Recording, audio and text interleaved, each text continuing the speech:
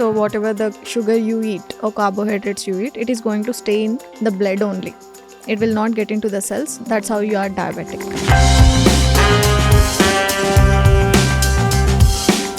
Insulin levels, and how do you predict that this person can become diabetic in the next 5 or 10 years? Say every time you eat a carbohydrate meal, be your fruits, your body immediately spikes up the glucose. If the glucose is staying in the blood for very long time, then you are called as diabetic. Hi, welcome to KC Talks, the series of podcasts that we are doing with functional nutritionist Vineesha. Let us today understand what is type 1 and type 2 diabetes all about. Hi Vineesha. Hi. So, from a functional nutritionist standpoint, what is diabetes and how is it different in two cases of type 1 and type 2? And what is your understanding on it? Okay. Type 1 is autoimmune related. That's a very different understanding. You can't reverse type 1. Okay. It's an autoimmune. This autoimmune go and kill the cells of your pancreas so that it is not producing insulin. So whatever the sugar you eat or carbohydrates you eat, it is going to stay in the blood only. It will not get into the cells. That's how you are diabetic. Type 2 diabetes is a lifestyle disorder. So type 2 diabetes, before even getting diagnosed, like today you're 30 years, if your HbA1c is showing like in a diabetic range, it means that for the past 15 years, you've been in two stages, which is insulin resistance and pre-diabetic, then the diabetes happened. So your body has been pushing into a diabetic stage for the last 20 or 15 years. It takes 1.5 decades to enter into a diabetic condition? Yes. And I tell you the medical flaws here. Okay. Every time you go for a general checkup, it's always the HbA1c being tested. Yeah. Right? You look at the HbA1c and believe that you don't have diabetes. Yeah. But how do we understand, like, where are you at the stage of diabetes? So the correct way of understanding or assessing the diabetes and to prevent is looking at the fasting insulin levels and doing a HOMA test. What is that? It's called as HOMA, which will tell us what is the functionality of your pancreas. Is it releasing the insulin properly or is it not releasing? What is the levels of insulin? So if you want to understand what is the difference between HbA1c and why we have to test the fasting insulin, you have to understand how your body metabolizes the glucose in first place. But you have a test called HOMA test, is it? Yeah, that will tell you if you want to understand if you're going to be diabetic after 20 years or 15 years, get your fasting insulins done today. If the fasting insulin is high, then it's an indication like after 10 years you are going to be diabetic. Your fasting insulins will be high, but your fasting glucose, postprandial glucose and HbA1c will be normal for coming 5-10 years. But why does any diabetologist or a general physician never suggest this test? It's called as preventive medicine. We have a department called preventive medicine, which nobody want to focus on. Why? By the time you go to a diabetologist, your body is already manifested into type 2 diabetes. Yes. You are already diabetic. Yes. Now your diabetologist knows that you have an insulin resistance for the past 15 years. If we try to educate this, is he going to show you a solution? So is it reversible in his doctor's office? His work is to write the prescription, make you aware that this is a lifestyle modification. You have to take care of your diet and exercise. Till there, his work is done. So what is your understanding towards type 2 diabetes? If you understand the insulin resistance in first place, you would know how to reverse this type 2 diabetes. Okay. So then it means that doctors are not educating people properly. You are going to a doctor not at an insulin No, resistance. even if I go in the starting stage, yes, insulin. they're not asking me to do a fasting insulin test done. No, it was never done at a doctor office. This is where functional nutrition differentiate. We look at the fasting insulins more than HbA1c because HbA1c is dependent on the hemoglobin levels of your body also. We want to understand everything before it manifests into a disease. See, symptoms but are you said a preventive medicine people will do that? I don't know. I never been to a preventive medicine doctor. But I believe they have to do this. So what's the entire gamut of science here? Okay. How do you understand that fasting insulin levels, and how do you predict that this person can become diabetic in the next 5 or 10 years? Say every time you eat a carbohydrate meal, be it be your fruits, be it be the rice or grains or vegetables, any carbohydrate food you eat, your body immediately spikes up the glucose. If the glucose is staying in the blood for very long time, then you are called as diabetic. So what is the role of pancreas is it releases the insulin, take this glucose from the blood into the cells. It distributes into the cells so that it turns as an energy to you and you get your energy. Carbohydrate is an energy giving food. You get the energy. Rest of the story is like it goes into the liver and it stores up. It's a different story. So when you are eating a carbohydrate which is more than to your body activity, say like you are leading a sedentary lifestyle. In the morning you wake up, you eat 4 idli or dosa. 1 hour after you eat like a fruit. Okay. In the lunch you eat big portion of rice and a small portion of vegetables. In the dinner again you eat idli, dosa, chapati with a small portion of rice. In between you snack. So every time you are eating a carbohydrate, your sugar levels are spiking. There are people who eat a lot of sweets, lot of junk, and the portion of the rice or grain is predominant in their diet. So what is happening? You are pushing your pancreas to secrete more amount of insulin to bring that glucose into the cells. So whatever the function your pancreas has to do for 70 years or 80 years, it is doing in 20 years. Then you reach to a stage called hyperinsulinemia, where your insulin levels goes high. That is a first step of insulin resistance. That is when you call as insulin resistant. If this insulin resistant is not taken care, you enter into pre-diabetic stage, then your HbA1c will start showing up at the level of pre-diabetes.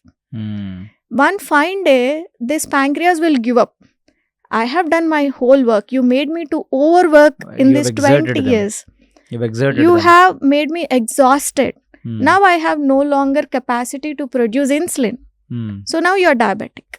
So that's how you get a fasting insulin test done. And when you see that insulin is high in that, yes, then you predict that, okay, 20 years after, 15 years after, you are going to be diabetic. And also one more thing, if you does it take that long time, then 15, 20 years? It can be less than 5 years also if you are continuing to eat this kind of habit, like eating a lot of carbohydrates without protein and fiber in your diet. Wow. It makes a lot of sense to me now. Yes. So everybody who's watching this podcast has to go and get their fasting insulin done. If you have PCOS, get HOMA test done. Maybe we can explain in the description what is HOMA test. Yeah. HOMA test, I have not heard of. It's not a very normal test. Nobody does that. We do it at our clinic. HOMA test and fasting insulin is what we do. You don't have these tests done at a diagnostic center? You can get it done, but your doctor don't prescribe it. Okay. Maybe sometimes dermatologists do that if someone goes with PCOS just to understand the insulin resistance. They do that. Nice.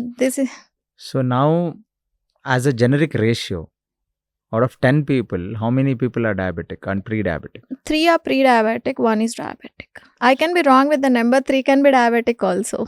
3 can be diabetic also. Yes. So almost 30% of Indians are diabetic today? Yes. Oh, I think it's more than 30%.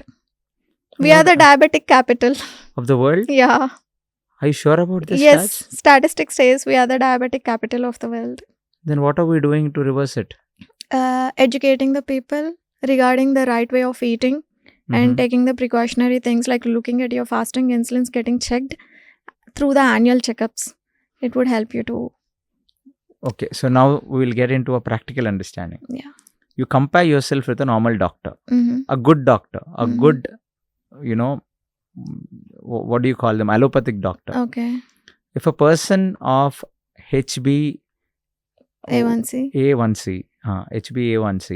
of 8 comes to you and he goes to a allopathic doctor. So what is it that you both are different? How do you treat this patient differently? See, why do you develop diabetes in first place? What is it causing you to get into this diabetic range? It's the food and lifestyle. So you know that your food has caused the diabetes. Your lifestyle choices of alcohol, smoke, not sleeping in time, not eating in time, overdoing on the carbohydrates is what has led to your type 2 diabetes. Now, where is the solution lying? Like correcting your lifestyle and the diet, or taking a pill and getting control and continuing to do the bad lifestyle and bad dietary habits? Of course. What do you prefer? Changing the lifestyle, of course. Yeah, so whom do you go to? No, but what is a modern allopathy doctor's understanding on this? I think it's a divided work. Like a doctor should redirect his patient to a nutritionist so that we take care. Or you Okay. realize that metabolic disorders has nothing to do with a doctor prescription. Come and seek the help of a certified dietitian. So sweet of you, but the doctor is not going to do that because if We he will have lose few patience. doctors. He will lose patience. I think doctors are also changing, Casey. They are recommending their patients to us. I have doctors who trust me and recommend their patients to me. Okay. Yeah. And then nobody will go to them again. A diabetologist, if he redirects his patients to you, then he has to shut his Business or practice. of course. No, It's but a there should be. teamwork. But my problem is not about this. Is just for a fun we spoke. But if they believe in something called professional ethics, what are they doing? What is their? Do they even understand that the diabetes is pancreas misfunction? Who, doctor? Yeah. Of course they know this. How Then can't what are they know? doing? Because giving an insulin or what is that See, what is the tablet that they give? metformin. Metformin. How is it gonna do any miracles See, on a I patient? tell you one thing. You are a 30-year-old diabetic, okay, patient. Yeah. You have obesity, you are diabetic, or you are lean and you have diabetes. We call lean diabetes. You have every energy to work out and take care of your lifestyle and exercise regularly and take care of the 4 pillars which we spoke before, right? Yeah. In your case, the reversal is possible. Imagine a bedridden patient who has diabetes. How do you modulate the diabetes in them? It needs a prescription medicine. It needs few dietary modifications. All together comes into the play. So a doctor can take a call what to advise to a patient depending on their overall health condition. A 60 years person can't run. I can't ask a 60 years person who is obese with lot of joint pains to run and do the exercise 1 hour and reverse your diabetes. I can't do that. For them, a combination of the things, if they are already there on insulin, taking some amount of insulin as an insulin injection, I can help them to take care of their diet to not to shoot up the get the insulin glucose spikes. So I can modulate their diet, I can change their diet.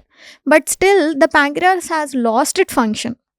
Right? By the time you're 60 and diabetic for last 30 years, the pancreas has already given up. They are no longer in a position to secrete the insulin.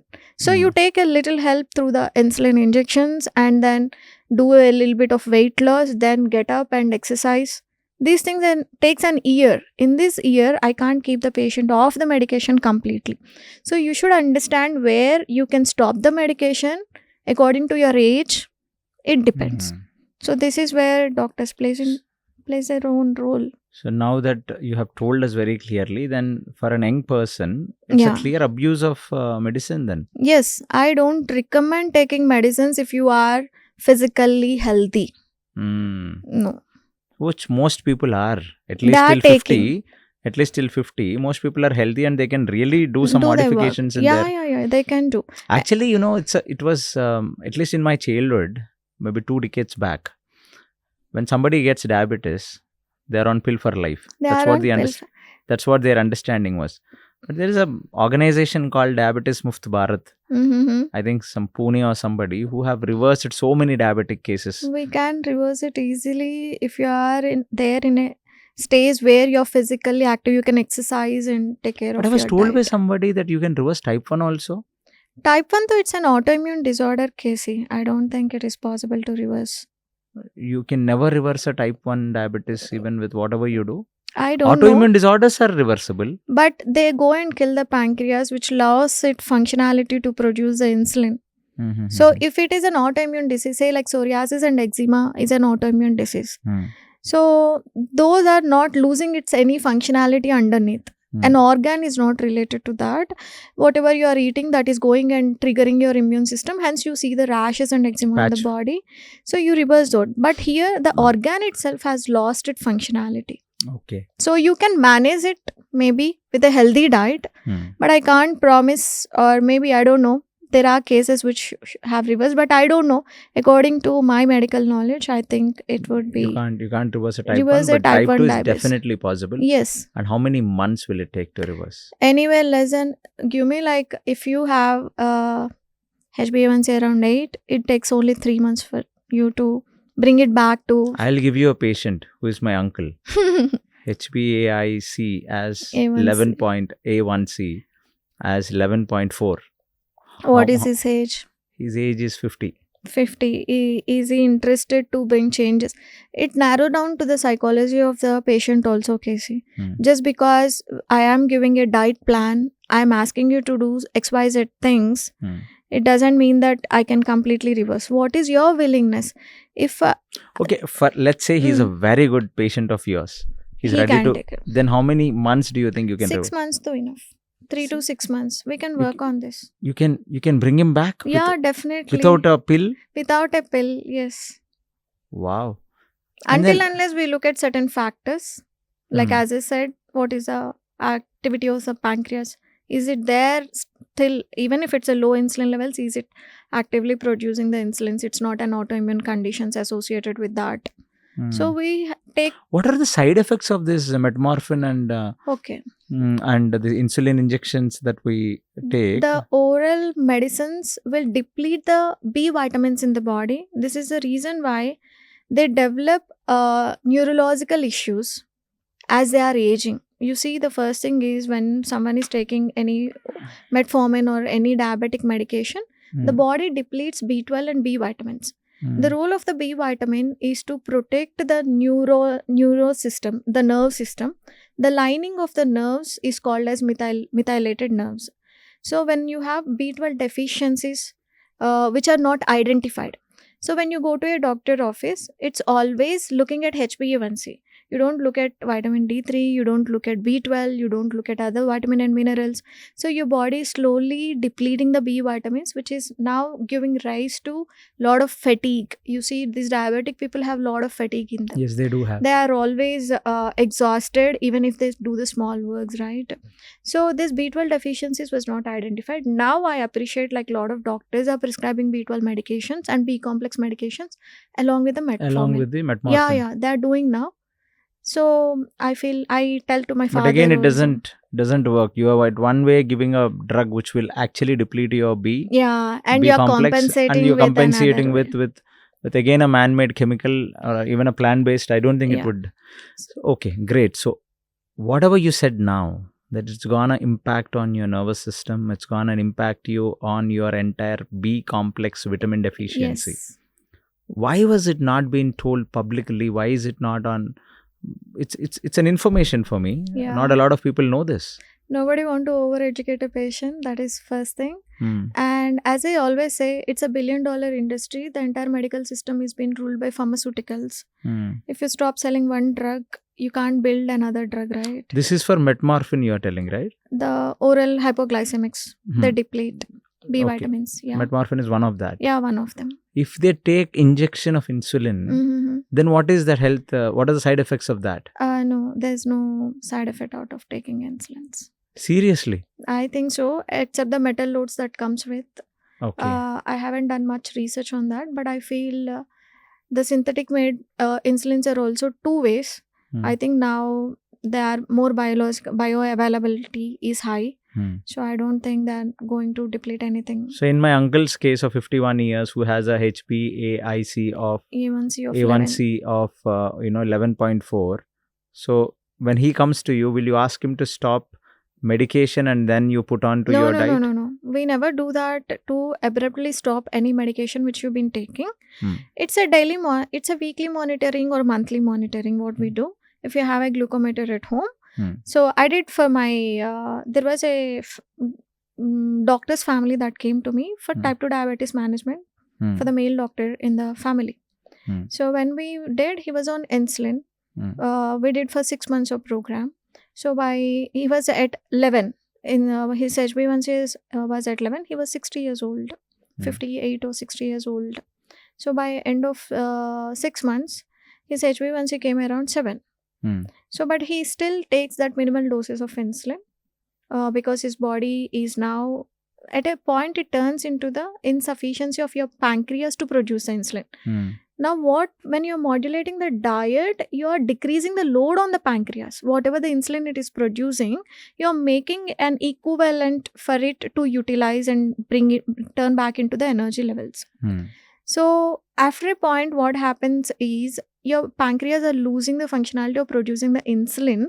Now, you completely can't abruptly stop the medication because there is no source which is there to, modulate the glucose in the body.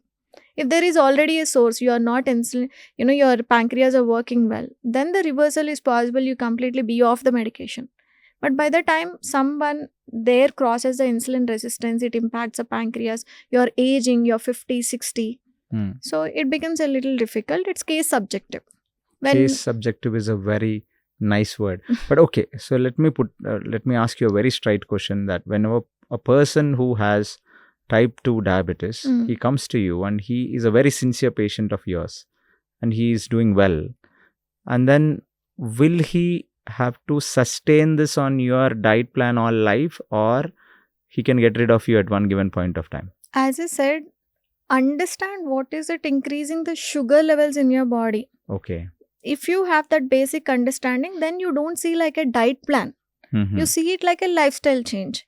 This implies not only for the people who are type 2 diabetic, this implies for all of us, irrespective of your sugar levels. This implies for all of us. So once he comes to you and then you give him a diet, so he follows that for 3-4 months, and then he understands what are the food patterns, and he can be on his own without a medication. Definitely he can be on his own. Okay. And he can come to you once in a year to show, he can monitor his fasting insulin levels and fasting glucose levels, and HbA1c he can monitor. So among your 4 pillars to understand, there is something called as emotional well-being and mental health. How is that affecting type 2 diabetes, and what are your suggestions in that? Okay, so stress, whenever you are stressed, it increases. Stress, whenever you are stressed, your body looks for storing the fat. Because fat is a protective agent in the body. So it want to convert everything what you are eating into the fat. So even when you are eating small quantities, you are highly stressed. Your cortisol levels are high. Instead of that carbohydrate turning into a source of energy, your body will start accumulating it in the abdomen region or under the skeletal muscles. So as long as you're stressed, you're there in a fight and flight mode, your type 2 diabetes or the insulin resistance will not resolve.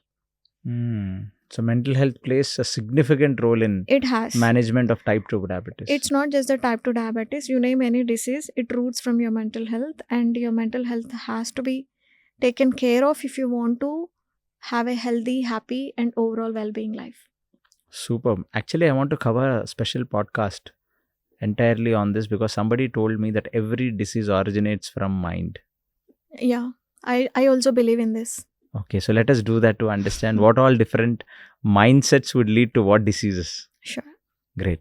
So now there's another fancy thing that is happening. There's a lot of diet plans that are circulating in the internet, and there's a lot of Western theories, propagandas going on, like paleo diet, like keto diet, and low carb diet, blah blah blah. Yeah.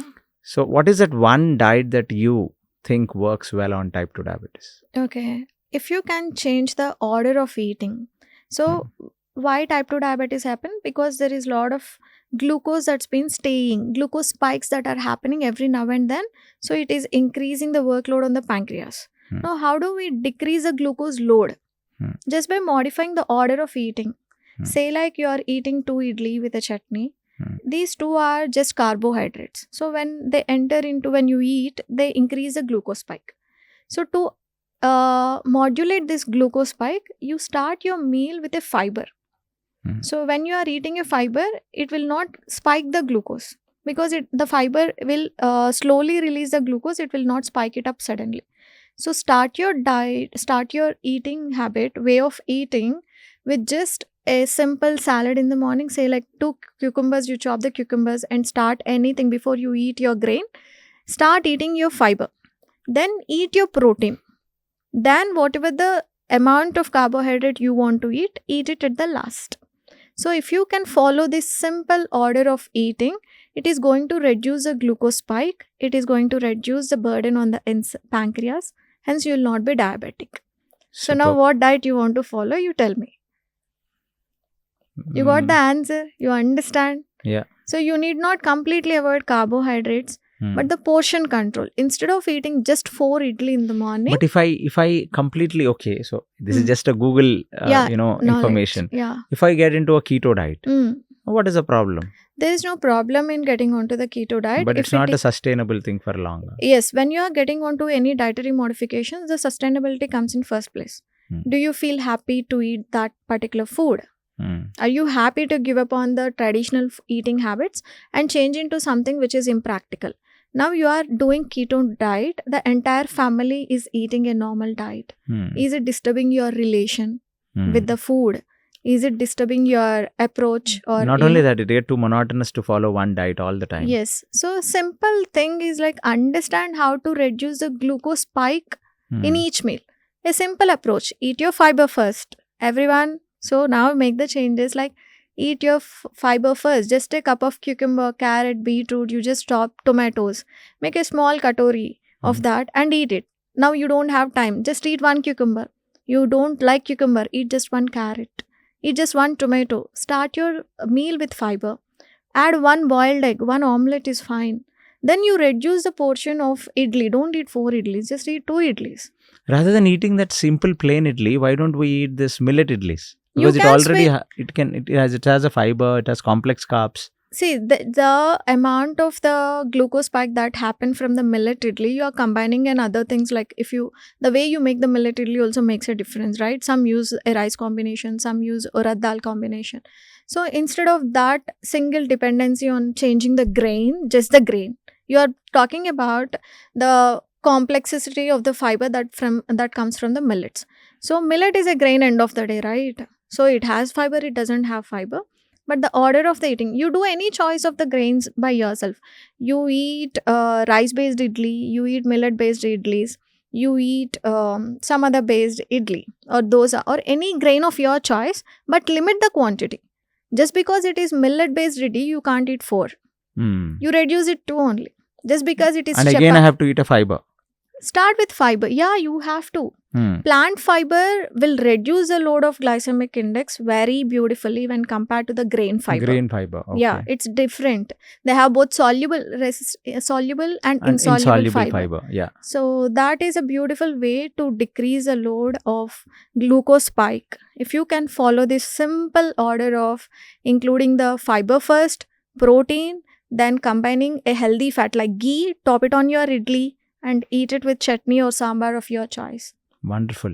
When it comes to lunch, what do you think? Same way you follow. If you have eaten cucumber in the morning, start with carrot or something. You don't want to eat any kind of, raw vegetables in your lunch. Take a high fiber vegetable. Bendi, you have a whole lot of cluster bean family. You have different variety of bean vegetables which are high in fiber. You steam them, saute them, add some coconut. It makes a high fiber vegetable. So you start eating your curry first, then you choose a protein source. If you are a vegetarian, choose your vegetarian protein source, but vegetarian protein again have 40% of carbohydrate in it. If it is a non-vegetarian protein, it doesn't have any carbohydrate in it. So it modulates your glucose spike very nicely. If you are a vegetarian, choose 40% of your plate or, 30% of your plate. If you can divide your plate into 4 quadrants. 2 quadrants should be fiber filled. 1/4 quadrant should be protein filled. 1/4 quadrant should be carbohydrate filled. Okay. So you limit the overall consumption of the grain.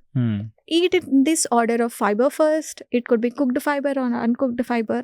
And then eat a rich fiber-rich vegetable. Then do your carbohydrate.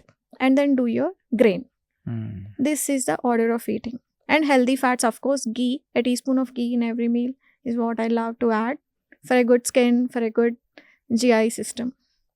Great. And it also, adding the fats also helps to slow down the glucose spike in the body. So we've covered all the 4 pillars, I guess. Yeah. Maybe yoga and physical exercise we did not Exercise. cover in this So aspect. if you are someone who don't have time to exercise, I tell you a simple thing. After every meal, if your intention is to reduce the glucose spike, after every meal, take 100 steps within the vicinity where you're there. If it is your office, just get up after your meal and start taking 100 slow steps. You need not do like a walking. This will reduce the glucose spike to 20%.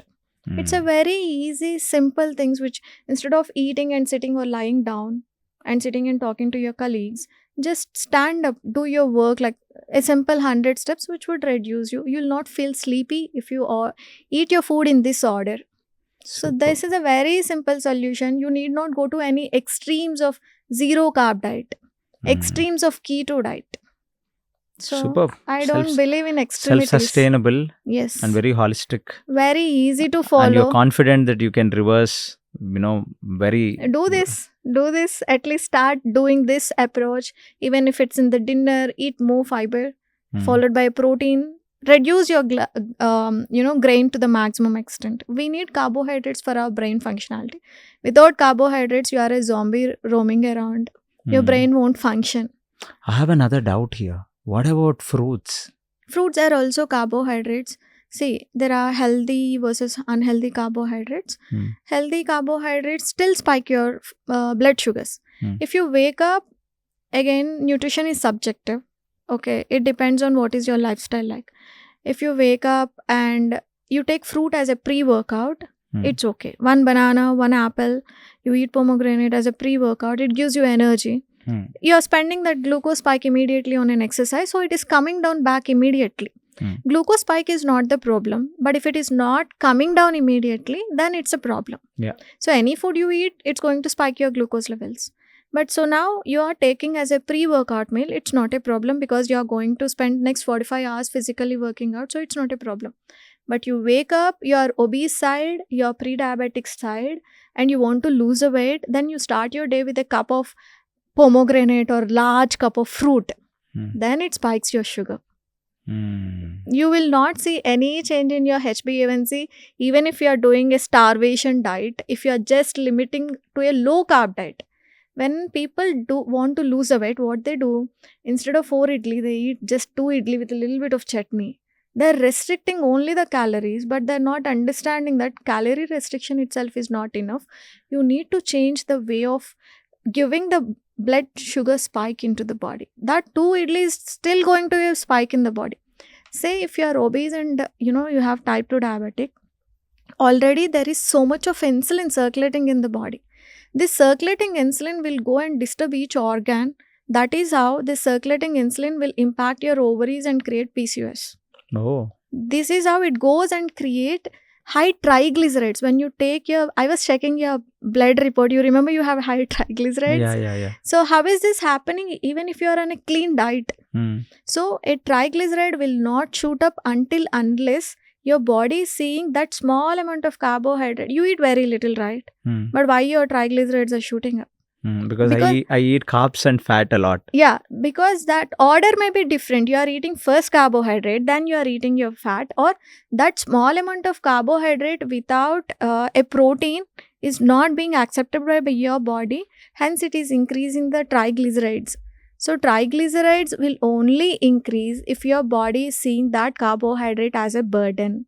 There is no other factor. Oh, wow. It's not genetic. Yeah, I got it. We will do completely on this, on the complete lipid profile and BP and cardiac thing. There is so much of misconception about understanding the diabetes. You just look at HbA1c and you name yourself as diabetic and non-diabetic. I believe any person who is eating very frequently, like, you meet your friend, you drink a big jug of coffee, which is loaded with the sugar. You go home, you eat like large amount of rice with a little amount of, again, curry. You're not taking care of order of eating. 5 o'clock, again, you meet your friend, you take a small bite of cake. So, you are spiking your glucose levels so frequently, pushing your pancreas to work more harder than ever. In 20 years, it will give up. Okay. You feel like, okay, I'm there on an ideal scale. I'm not putting on weight. So let me eat whatever I want to. It's only just small quantities which I am eating.